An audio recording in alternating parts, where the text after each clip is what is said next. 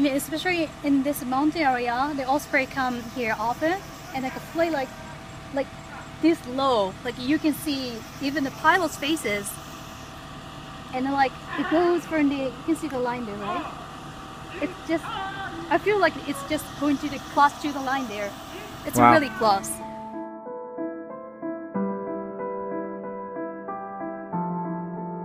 Here, we are in Takae, which is the Higashi village in Okinawa. This is the northern part of Okinawa Island, which is also called Northern Training Center for U.S. military. Here, they do the osprey training, and they do helicopter training. They like carry this big concrete block and flying all around here.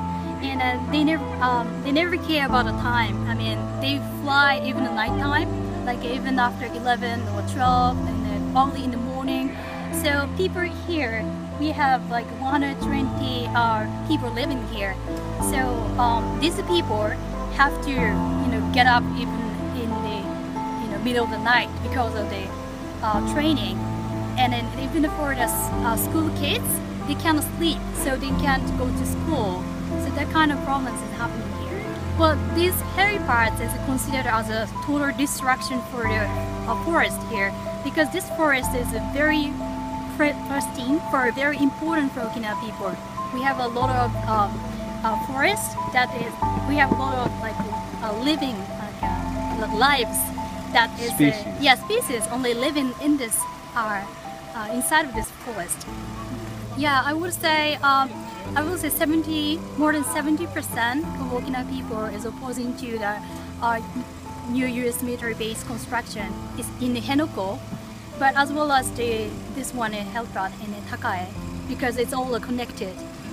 Yeah, it's kind of really weird for me that most of American people don't know what's going on here in Okinawa, because this is the base for you. I mean, this is used by U.S. military, but the U.S. citizens never know about that. That is very, very weird, and it's really hard to understand for me. Because if it's happening in other country, I mean, if Japanese government try to construct a new U.S. military base in the other country, we are definitely going to oppose for that. We are very, very interested in. Why American people are not, try to know, even though we have a lot of information. That's a choice, They have a right to know, and they have a choice to know. If only they just pick up the choice.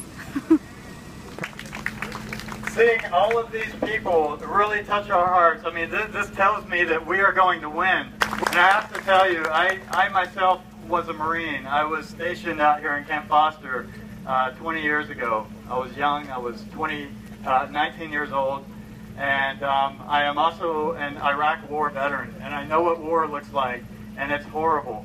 And that's what's the building of these helipads represents war, and that's the only thing it can lead to. We want to stop that. So we want all of you, all of the Okinawan people to know, and all of the world to know, that we stand here in solidarity with you for peace and justice, and to do what is right.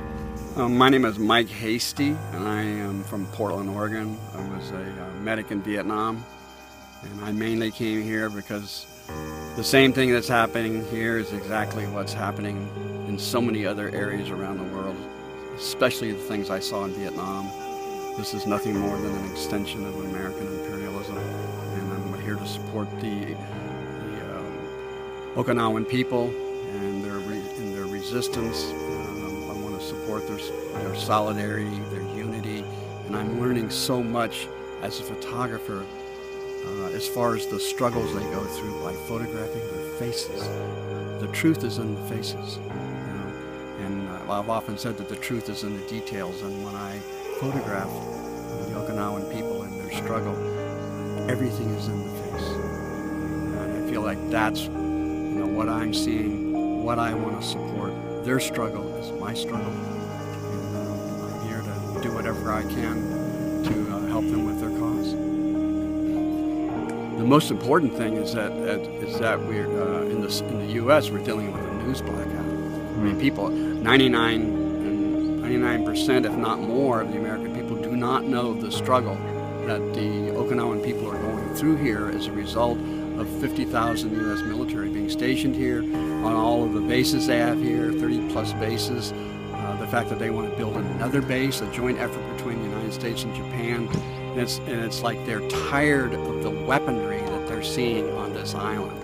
They're tired of what this could lead to. And I think the most important thing that we can do is that we've got to transfer what we hear and learn here to the American people in some way or fashion. They have got to know that the Okinawan people are struggling, and they've got to hear their suffering. And I'm hoping that that's the main thing that we can take back to the U.S. is to take their suffering back to the American people and bear witness for the Okinawan people when we go back and we try to educate people about what's going on. My name's Matthew Ho. I'm on the International Advisory Board for Veterans for Peace. I am here because I served in Okinawa as a Marine for almost 3 years. Also served in Iraq and then also in Afghanistan.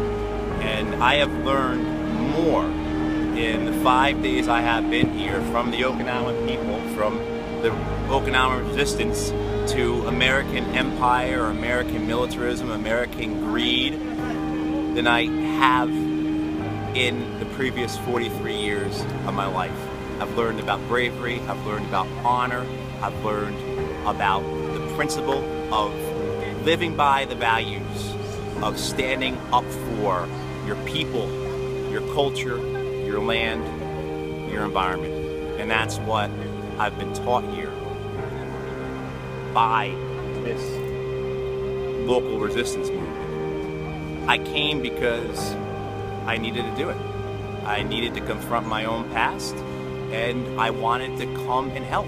And I feel like this is the first time I'm actually living out the values that I believed in. I feel like it's the first time I'm actually doing what I joined the Marine Corps for, to help people, to help protect people, to be the guy in the white hat. So to be here and to be in solidarity with these people and to learn from them is incredibly humbling and something I'll take with me for the rest of my life. The best part about protest social movements is that when people come together and they're organized and they're committed, it's a force so powerful that no government can suppress it. No army can directly challenge it.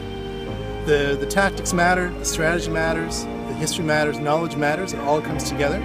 But this is a way not only just to communicate directly to some of the most powerful people in the world, but also to spread your message to other people who may not have otherwise been concerned. And if you put that combination well together, you see that small groups of individuals who are well organized can create amazing social change. So even here today, you know, every day is different. Today there was no construction site that went through. There was no construction vehicles that came through to the site. Tomorrow may be a different day. But the idea that this can encourage more and more solidarity, that's a force that any government or military would be happy to have in themselves, you know? I mean, I'd like to applaud Veterans for Peace. I mean, the fact that you guys are here today, the work you've done in Vietnam, it's phenomenal. And I only hope that the organization grows and that you get more support and more participants than the current 5,000 or so that are part of the group